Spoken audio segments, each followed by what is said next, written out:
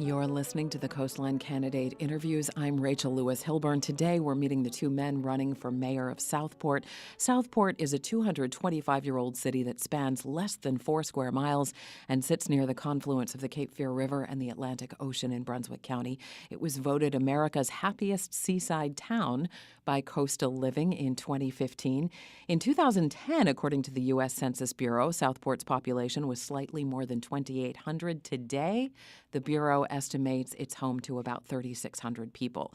In 2015, the last municipal election year in North Carolina, Jerry Dove ran against Joe Pat Haytem.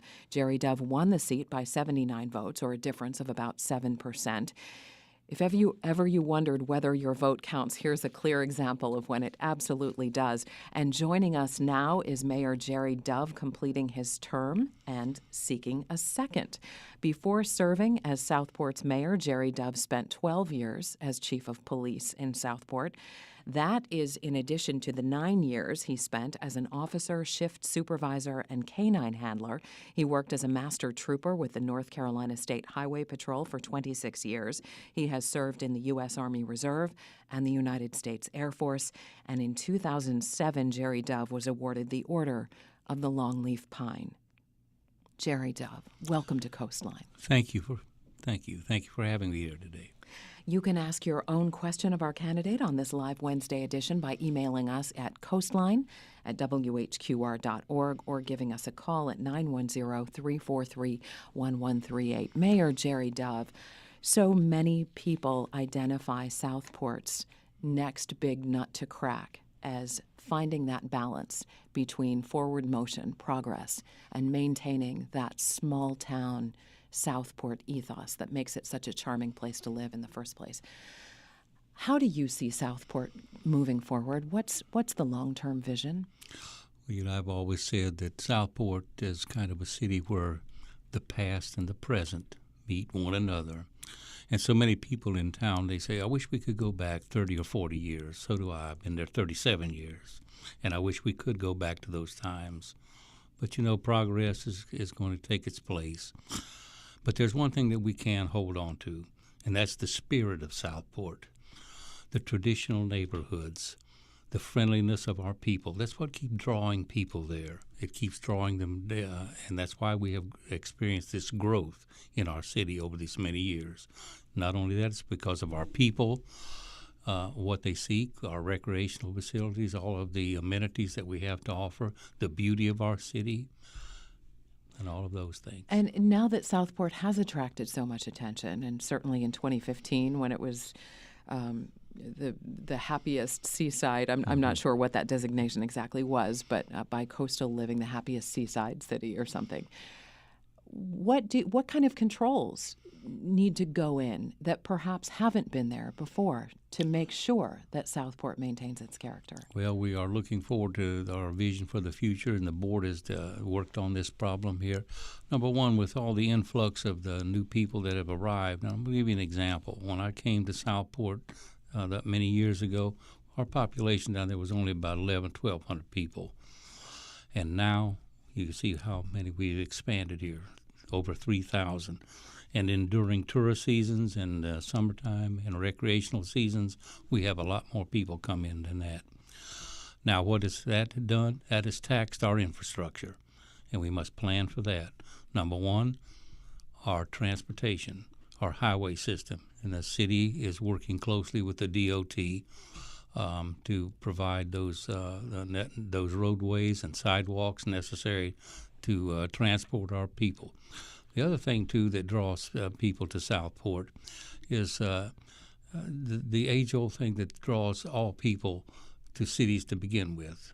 Number one, for necessities, for conveniences, for things like water and sewer, which we must maintain for them, for water, for safety reasons, for our police departments, for our fire departments, our rescue squads. And we're fortunate we have a hospital in our city, and all of those things kind of draw people there, and we must prepare for that. If you are reelected, will this next administration, begin work on a strategic vision on a long-term plan for Southport, and why has it taken this long to start talking about one? Well, we do have a strategic plan for Southport. We do have one. It's been in place for many years. Matter of fact, I looked at it with the planning director yesterday before I came up here, and it is a vision that we maintain what we have there, that traditional small town charm, and also prepare for the growth that we expect to provide to all these citizens. When was that plan first published? Well, I can't tell you the exact date, but it's been in place there ever since I've worked for the city. So. There is no clear tree preservation guideline right now in the City of Southport's Unified Development Ordinance, although there are tree protections which are not part of that. And according to the State Port Pilot, a Southport Forestry Committee recently submitted a text amendment to the board that would require a number of things. Developers and builders would have to submit a tree plan for approval, would require greater protections for heritage trees, some of those spectacular live oaks that people love about Southport. What do you think needs to change about the current ordinance? No, I'm number one, I'm all for tree preservations. I love that. That's part of the beauty and the uniqueness of our city to begin with. My wife told me not to quote any poems that I learned in the 7th grade, but I'm going to quote Robert Louis Stevenson, who said that the uniqueness of a tree, that it emanates fresh water, is bountiful to a weary spirit. And that's so true, those words. It's part of our uniqueness. And not only that, it's part of our natural resources down there. A lot of people don't realize this. Yeah, we look at a tree, and we need to preserve that for future generations. Not only that, but not only for the beauty of the tree, but it also does a lot of things that we don't think about. Stormwater drain off, it helps with that. It helps conserve energy. It helps shade our streets, and I didn't even know this for a long time, but it helps prevent maintenance on our highways. By shading the areas and covering our roadways coming into town. And not only that, it provides shelter for our wildlife, too. Not only that, but building materials for our homes. So I'm all for that, and I'm glad that we're moving ahead on that. You're listening to the Coastline Candidate Interviews. With us now, answering your questions, is Jerry Dove. He is the current mayor of Southport, seeking his second term. You can ask your own question during this live Wednesday edition by calling us at 910-343-1138 or sending an email to coastline@whqr.org. Mayor Jerry Dove, are you a poetry fan? Yes, ma'am, I am. Not what one might expect from a longtime police officer, police chief, and state trooper. If you win your mayoral seat again, yes, ma'am, where do you see the electrical grid going? Does it make sense to keep it under the auspices, the control of the city of Southport, or should this eventually get passed over to a larger entity? No, I remember when we were in the electrical business, and it's much more, it's more economical. Savings to our taxpayers and our citizens, plus better service to do what we're doing with it now, and that's contracting with Brunswick Electric. Now, we do have some plans to place some of our electrical lines underground. This is going to help us, especially during storms. And one of the reasons that I say that is because when we did have our electrical system, or we had our electric department, I should say, managed by the city of Southport, we only had about 3 or 4 members of that. And you can see when we have outages, and we have storms down there, not only hurricanes, but we have tropical storms that will knock the power out. And if you only have 3 or 4 people working on it, it'll take weeks at a time, and that's happened before. Now, since we have been with Brunswick Electric, that time has been cut way down. I think the last time we were out, I was out the longest. I was out for 10 hours, but they have corrected that problem near my home. And what is the timeline then on burying those power lines? Well, that's part of our overall long-range plans for that. There's no time limit. And so when could citizens of Southport expect to see that? Well, we have started that now. We have started that. There has been some lines buried in and around Bay Street and on near the old courthouse too, and we have started the program. But it's like anything else. There's a cost with that, and there's other things too that we have to provide for our citizens for. And so when you talk about balancing the needs and the costs, and you think about Southport's budget, are there places that Southport could cut back on spending? Are there places where you think the city maybe spends too much? Well, now, like I said, now remember that why people move to cities. They expect certain things. They expect protection. That's why we move to cities. There's strength in numbers, where we feel safe. We have an excellent police department there. Of course, that's a pretty high budget. I was in the police department there. I know that. We have an excellent fire department to provide all these services. And the cost benefit to our citizens, you can't put a price tag on that. The fire department, we have one of the most professional fire departments. The chief, we just promoted him to fire chief last year, and he's doing an excellent job down there, him and the assistant chiefs. And we're also, with his training and experience and what he's done with that department, has decreased our insurance costs. So it's actually a benefit. You see costs that we could possibly reduce. Well, we're working on that too. We have our long-range goal is that our fund balance is going to be increased in the next 3 years by 30%. We're doing rate studies to see if we can maybe perhaps lower some of the rates that we charge our citizens, and we're implementing some new billing procedures too that's going to cut costs.